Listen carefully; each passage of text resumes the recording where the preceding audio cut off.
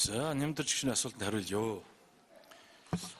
Улсын их хурлын нэр бүхий гишүүд үндсэн хуулинд нэмэлт өөрчлөлт оруулах төслийг өргөн барьсан байж байгаа.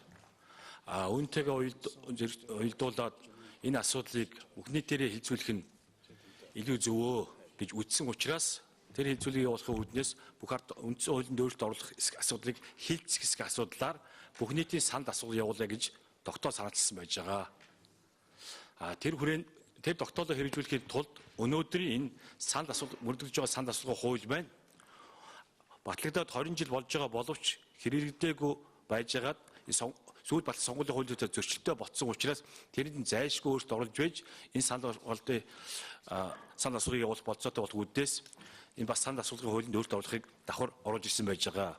Энэ дэрвэл ямар нэгэн Монгол улсын хууль цаашлбал үндсэн хууль зөрчсөн асуудал байхгүй гэдгийг албан ёсоор мэдхийг хүсэж байна. Манай ажлын хэсэг та бүхэн мэдж байгаа. Манай ажлын хэсэг бол одоо үндсэн хуулийг 1990 онд баталсан 430 депутатаас одоо өнөөдрийн 76 гишүүний бүрэлдэхүүнд байгаа 7 үндсэн хууль батсан гишүүн бүгдээр оролцсон.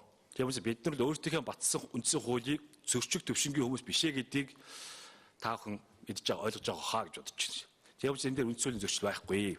Үндсэн хуулийн 68 дугаар зүйлд үндсэн хуулийг өөрчлөлт зогссон байдаг. Энийг бол их хурл өөрчлөлт батлагдсан заалттай ингэж хийхдээ бүх нийтийн санд асуулга явуулж болно гэсэн заалттай бүх нийтийн санд асуулга болохдоо үндсэн хуулийн 25 дугаар зүйлийн 1.16-гийн дагуу явуулнаа. 1.16 гэдэг дээр нь болох төр энэ санд асуулга бүх нийт сонгогчдын одоо 50-аас дээш хувь оролцсон байх ёстой. Тэгээд саналыг 50-аас дээш хувь дэмжсэн байх юм бол саналыг хүчинтэй тооцсон тэр санд асуулгыг дэмжигдсэн асуудлыг тухайн асуудал шийдэгдсэн гэж үзнэ гэж үзэж байгаа. Тэгэхээр бид санд асуулгын асуултаа улсын их хурлаар энэ үндсэн хуулийн өөрчлөлтийн төслийг хилцэх хэсгийг дэмжиж байна гэж зохицуулаад явуулах гэж байгаа. Тэрээс одоохон дэмжих юм бол энэ хуралд энэ удаа уг асуудлаар хилцэх мандатыг ард түмэн өгч байгаа гэсэн утгаар нь энийг орж гисэн юм аа.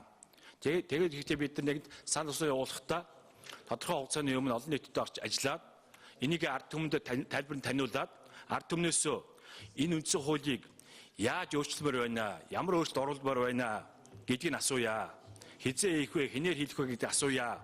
Ингээд олон түмний дэмжлэг авсан, олон түмний хүлээн зөвшөөрсөн тэр асуудлыг л оруулах гэж хэлж байгаа. Тэгж хийхийн тулд мэдээч нэг санд дээр ярих хэрэгтэй учраас одоогийн төслөө өргөн суур болгож байгаа. Тэгээ энэ дээрээ нэмэх хасахын зарчмаар явъя.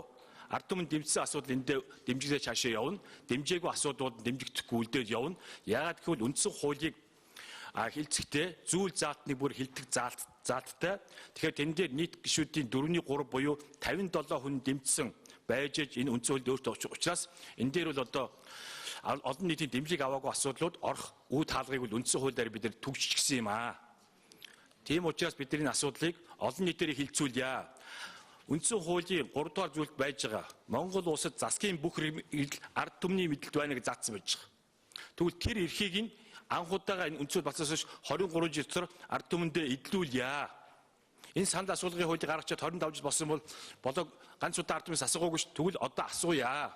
Ер нь олон түмний дунд анхаарал татсан энэ улс төрийн намуудын талцаад байгаа олон нийтийн санаа бодлыг зовоогод байгаа асуудлыг олон түмнөөрөө шийдүүлдэг болъё гэсэн үндсэндээ л энэ асуудлыг оруулж ирж байгаа. Тэгээс энэ чирээний ард сууж байгаа аль нэг намын гишүүд нам юм уу аль нэг гишүү энийг ард түмний өмнөөс шийдэх ёсгүй. Өөр түмэн тэгж явсан бол одоо болёо.